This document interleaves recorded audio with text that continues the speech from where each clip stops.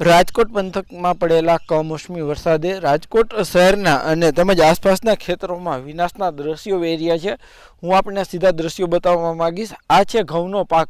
ગઈકાલે આ સમય સુધી આ ઘઉંનો પાક છે તે આ ખેતરમાં લહેરાતો હતો, પરંતુ ગઈકાલે જે બપોર બાદ એકાએક જે ભારે પવન ફૂંકાયો ને એમના કારણે આ જે ઘઉંનો પાક છે તે ઢળી પડ્યો છે। આ 15 વીઘા જે ખેતર છે તે ના ઘઉં છે। આ ઘઉંનો પાક તૈયાર થઈ ગયો હતો ને તેની લણણી છે માત્ર એક જ અઠવાડિયાની અંદર લેવાની હતી। માર્કેટિંગ યાર્ડ સુધી આ જે ઘઉંનો પાક પહોંચે તે પહેલા જ જે ખેડૂતોના મોઢે આવેલો કોળિયો જૂટવાઈ ગયો છે। હાલ આપણી સાથે ખેતરના માલિક છે, આપણે એમની સાથે વાત કરીશું।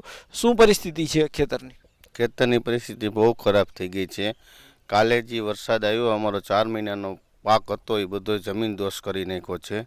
અમારે નુકસાની બહુ આવી છે। આજે કેટલા વીઘામાં ઘઉં હતા અને કેટલા સમયથી તમે વાવેતર કરેલું હતું? આજ 15 વીઘાના ઘઉં હતા અને અમે 3.5 મહિના ત્યાં મતતા હતા। હવે 10 દિવસને આડેગાળે હતો ઘઉંનું અમારે કાઢવા માટે લણવામાં, પણ કાલે વરસાદ આવ્યો એમાં બધા જમીન દોષ થઈ ગયા છે। હવે કઈ રીતના નુકસાની કહી શકાય? કેટલા રૂપિયાનું બિયારણ લીધું હતું? કેટલા રૂપિયાનો કેટલો ખર્ચો કર્યો હતો? અમે આ વર્ષે 1000ના મણ લેખે બિયારણનું વાવેતર કર્યું હતું અને અમારે નુકસાની આશરે તો આ 15 વીઘાના ઘઉંમાં 5 થી 6 લાખની નુકસાની તો અમારે આશરે આવશે। એ રીતના અહીંયા જે ખેતર છે તેમાં મોટા પ્રમાણમાં નુકસાની છે।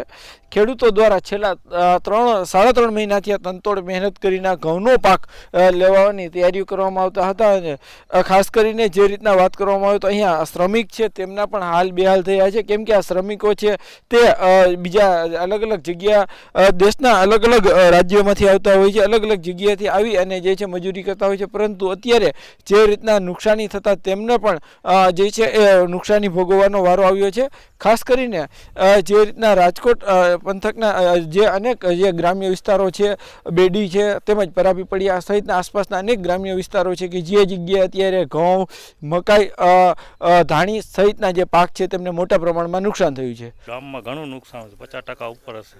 ક્યાં ક્યાં પાક વાવતા હોય છે ગામમાં? ઘઉં, મકાઈ, કોબીજ, ફુલાવરો। કેટલા સમયથી મહેનત કરતા હો છો? આ અત્યારે 4 મહિનાની મહેનત છે। આ બધું લણવાનો જે 8 દિવસની વાર હતી। ખેડૂતોમાં તો બહુ વહમી છે અત્યારે। હા, સરકાર કાંઈક સમજીને રાહત દે થોડી ઘણી તો વળી ખર્ચા જેટલું તો। ગામમાં અત્યારે જેટલું પણ વાવેતર હતું ઘઉંનું, મકાઈનું છે તથા અન્ય કોઈ પાક, એ 100% નુકસાન છે, જે તમારી સામે તમે જોઈ શકો છો।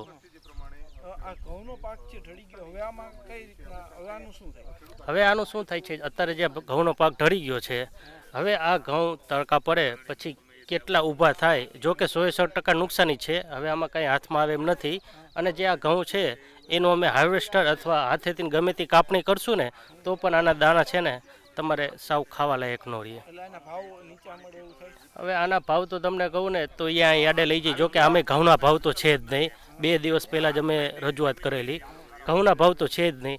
હવે આ પલળેલા ઘઉં છે એટલે તમે વાત કરું ને તમને તો સાવ કોળીના ભાવે આની હરાજી થાય।